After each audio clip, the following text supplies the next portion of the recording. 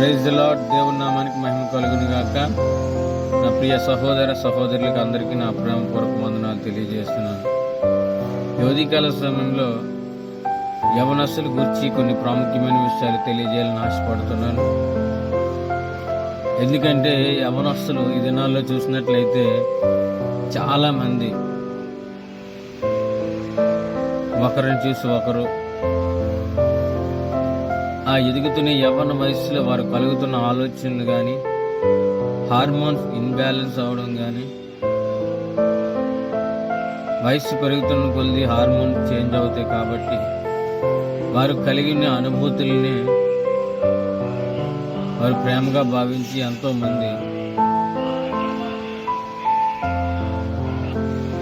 మంది ఆ వ్యామోహాన్ని, ఆ ఇన్ఫెక్చువేషన్ ప్రేమని భావిస్తూ చిన్న వయసులోని వారి జీవితాలను ఎంతో మంది నాశనం చేసుకున్న యవన తమ్ముళ్ళు, యవన చెల్లెళ్ళు మనం చూస్తూ ఉన్నాం. తల్లిదండ్రులు మాట వినరు, పెద్దలు చెప్పే మాట వినరు. ఎందుకంటే ఆ వయస్సులో పెరుగుతున్న కొద్ది వారిలో హార్మోన్ చేంజ్ అవుతున్న కొద్ది వారు కలిగిన అనుభవాలనే వారి ప్రేమని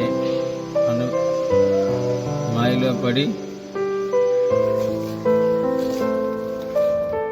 కాబట్టి యవన వయసు అనేది చాలా ప్రాముఖ్యమైనది.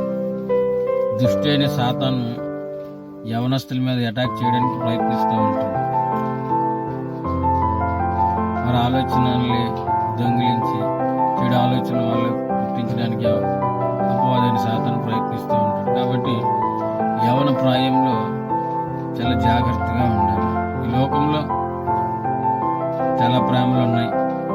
తల్లిదండ్రుల బిడ్డల మధ్య ప్రేమ కావచ్చు, అన్నదమ్ముల అక్క చెల్లెల మధ్య ప్రేమ కావచ్చు, భార్యాభర్తల మధ్య ప్రేమ కావచ్చు, స్నేహితుల మధ్య ప్రేమ కావచ్చు, ఇవన్నీ ఉన్నాయి.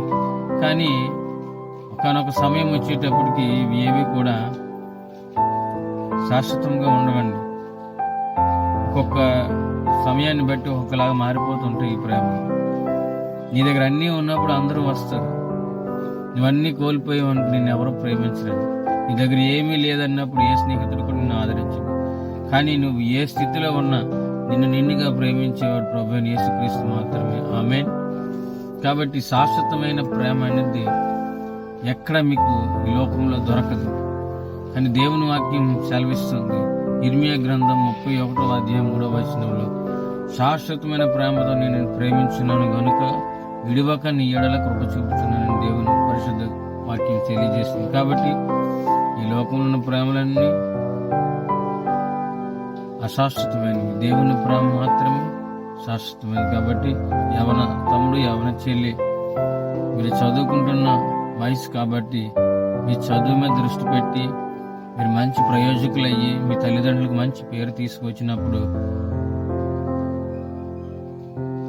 ఆ తర్వాత మీరు జీవితంలో స్థిరపడినప్పుడు మీరు వివాహం గురించి కానీ దేని గురించి అయినా మీరు ఆలోచన చేయొచ్చు. కానీ చదువుకునే వయసులో చదువు మానేసి ప్రేమ అనే మాయలో పడి అమ్మాయిలు అబ్బాయిలతో, అబ్బాయిలు అమ్మాయిలతో తిరిగి మీ జీవితాలను పాడు చేసుకోకండి. ఎందుకంటే సమయం చాలా విలువైనది. ఒక్కసారి పోతే ఆ సమయం మరలా రాదు. మీరు చదువుకున్న వయసులో మీ సమయాన్ని వృధా చేసుకున్నట్లయితే తర్వాత మీరు ఎంత బాధపడిన దానివల్ల ప్రయోజనం లేదు. కాబట్టి ఈ లోకంలో ఉన్న ప్రేమలన్నీ కూడా శాశ్వతమైనవి కాదు, నిజమైనవి కాదు. నిజమైన ప్రేమ, శాశ్వతమైన ప్రేమ దేవుని ప్రేమ మాత్రమే. కాబట్టి నా మాటలు మీరు గ్రహిస్తారని ఆశిస్తూ నా మాటలను ముగిస్తున్నాను. మీ అందరికీ నా ప్రేమ వందనాలు. Praise the lord.